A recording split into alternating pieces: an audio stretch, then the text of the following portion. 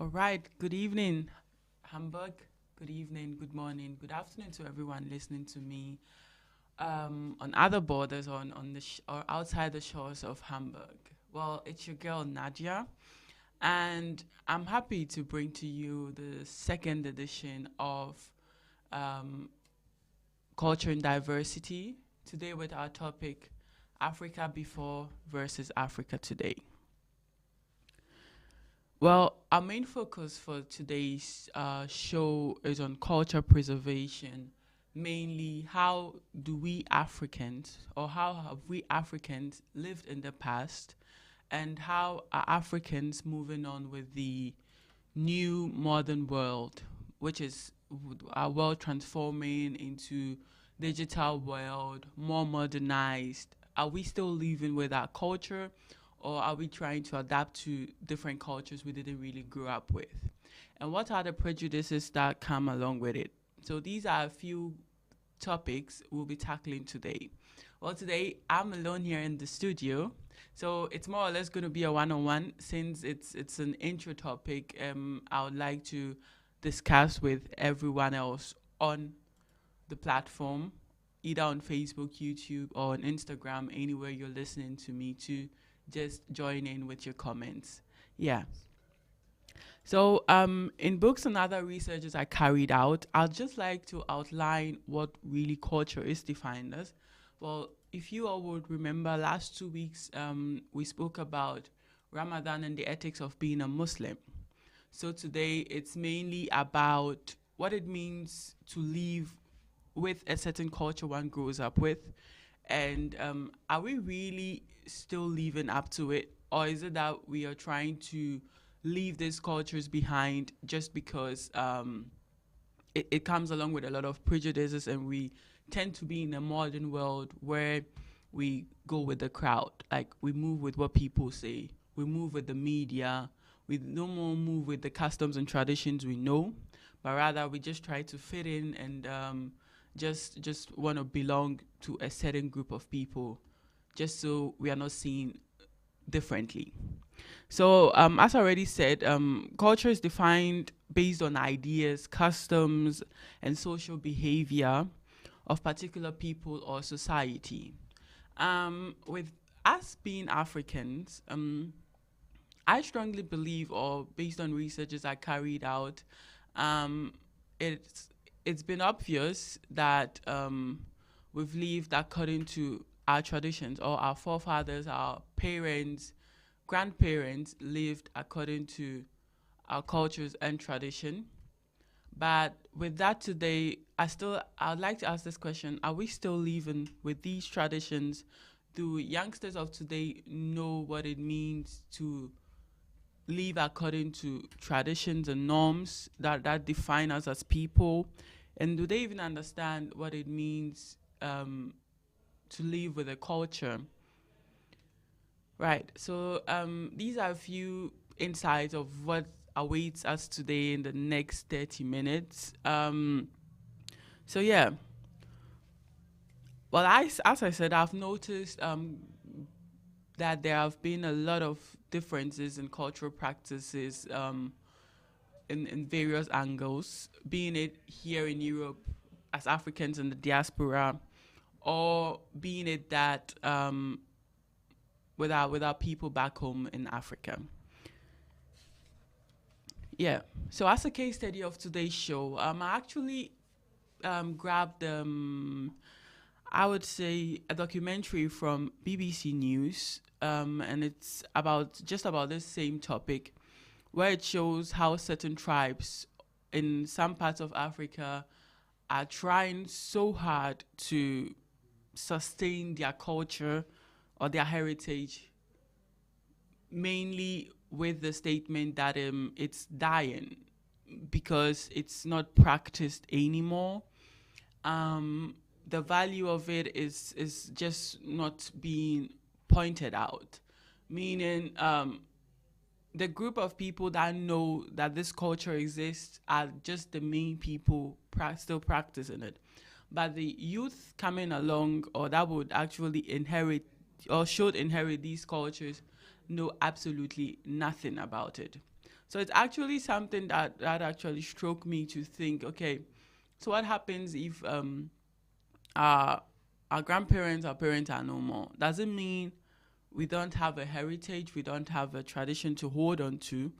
Um, and it goes on with different aspects in our life, being it through the way we talk, our way of clothing, our way of speaking, mainly language, and our way of articulation. So I would like us to delve into three main topics um, this on this show today or this evening. Let's just start with the way we clothe. Yeah, as a strong African, which I am, I got to grow up with knowing that we have certain ways of dressing. Our way of showing up during occasions are always in African prints. Yeah, so obviously I don't need to say much. This has really changed. Although back home we can see that either being it in West, East, South, or North Africa, everyone is trying to hold on to his or her own way of dressing. But somehow, somewhere, um, we kind of westernized the whole way of dressing. We don't really hold on as much as we would try to our African dressing, the way we would proudly show off or show out or come out with the way we dress. It's more or less not as active as it used to be, especially with the youngsters. Well, I'm really depending on the word youngsters because they are the people who will succeed, or we are the people who will succeed after our parents, our grandparents, whosoever. And if we don't tend to grow up with these things, we will just find ourselves adapting to something we really do not belong to. Well, I personally think it's really been westernized, and that's one thing we should try and work on. And another second case study that showed on the BBC News was a documentary spoke about a tribe in Namibia called the Himba.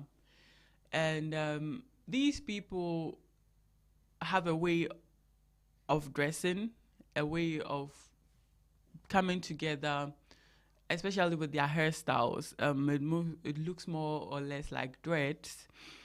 Um, and they have a very unique way of dressing, which we wouldn't do today in our modern world. Actually, when I watched it, I was a bit surprised and shocked that even girls between 15 to 16 years were still in that kind of mood of dressing. Mainly, they had their upper bodies blank and they were just in a skirt. When they are within their own group of people, they are comfortable. But when they leave to another city, to a neighboring city, they are seen as, or they are ostracized. People look at them, talk about them, even laugh about them. And for them, it's a particular way of how they dress. So just put yourself in that shoe and just ask yourself, okay, yeah, I'm known, or I back home, I'm used to dressing in this way or in that way. And then I moved to a different city, a neighboring city, and all of a sudden, my way of dressing is strange, it's like new to people, I think people would feel, I would feel outcasted more or less, or even left out. And then that is where we begin to adapt to new things. Yeah. On this same note, in the same documentary that I watched, it was mainly about, as I said, the Himbas in Namibia, and Namibia has a very, very rich culture, from having a beautiful landscape down to history and so on and so forth. Thinking that this is still happening in the modern world of today is actually heartbreaking. And the question is, what can we do to actually um, break this omen down, or just let it off and let's accept ourselves to be the way we are as Africans? Because I strongly believe that back in the days, for our people, our parents, grandparents, to have walked around in certain ways or dressed up in certain ways, it was normal for them. So why should it be different now? Yeah.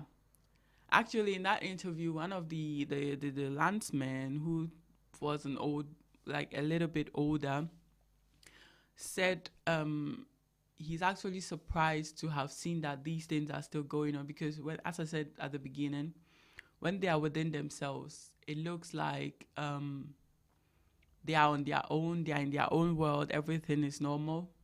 But so far as they leave the village to the city, um, they are seen as outsiders, although they are Namibians, they are from the same tribe.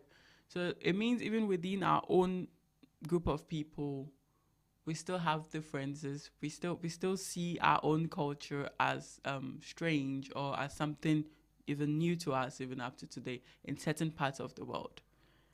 So let's just look deeply into that. And another third case I have is about language. Yeah, each and every one of us knows the language is a tool to communicate in our modern world now. And it even brings different cultures together. Even a sign is a language. Symbols are seen as languages because they express certain emotions, certain feelings, words, and it just brings people together. So looking deeper into this, assuming a language you grew up with, let's have a clear scenario here. You grew up with a certain language, yeah?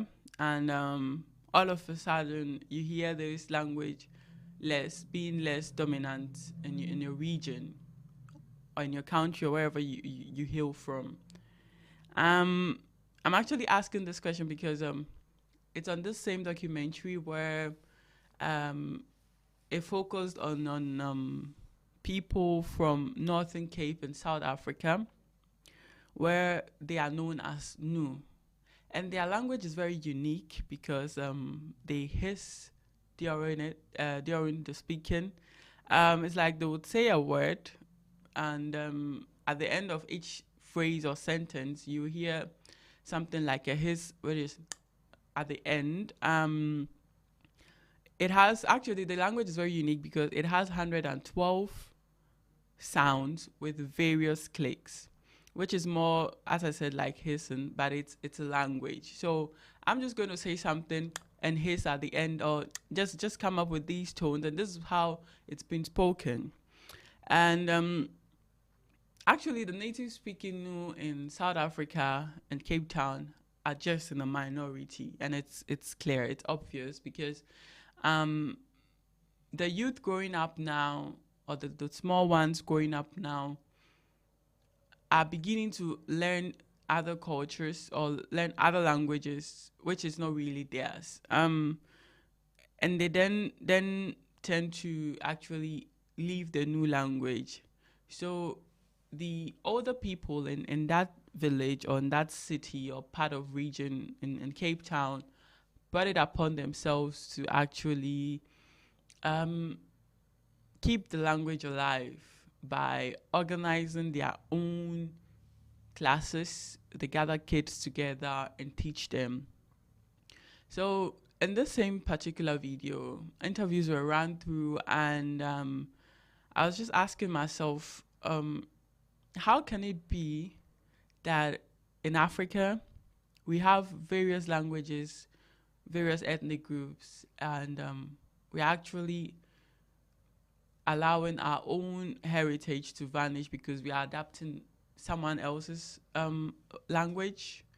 And this case is actually a very, very good one because in that video, one of the town leaders said, yeah, the government is actually thinking of making like disowning the language, not making it part of their language anymore. So my question is, this now has become like their own project in the village or in that region to keep the language alive by organizing classes, by making sure it's been documented, by making sure that they have people to speak these languages out, and making sure that they put it and train up their upcoming kids, upcoming youth to learn to speak the language. Through this project or through this issue, they've managed to invent phonetics, put the sounds into words, and actually create more or less like a vocabulary out of it. So actually, from where I hail from, as I told you earlier on in my previous first show 2 weeks ago, I'm from Ghana, and it happens that the tribe that I belong to also is battling with the same issue right now, where it's been said that Ghana is vanishing because we are actually from South Ghana, or Greater Accra is situated in southern Ghana, and our opposing tribe is the Ashanti. The Ashantis have a very strong and dominating culture.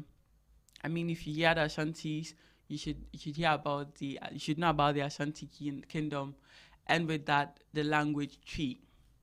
Twi is actually a language in Ghana that has spreaded everywhere. There is nowhere you would set foot into Ghana where you wouldn't hear people speaking Twi or try to articulate or express themselves in Twi, because it's become so simple, like it's been made simple for people to understand. Actually, I haven't been to Kumasi till a few years ago, but I can speak Twi like I'm from Kumasi. So I got into a discussion with a friend or someone I met a few years back, and the person asked me, so how is it possible that you can speak Twi without being in Kumasi or having ever been in Kumasi before? I was just like, yeah, it was brought up by my aunt. I was brought or taught by my aunt, and also in school, meaning I'm actually giving my own perspective or an example from my own side, because I would like to point out that it's not just citizens or just normal people who are obliged to making sure that the language is kept alive. Of course, there is also political or like a government behind the country, and if the government doesn't move or make certain efforts, our languages will die. I mean, in Europe here, each country is bent on making sure that any foreigner that comes into a country settles in by learning the language.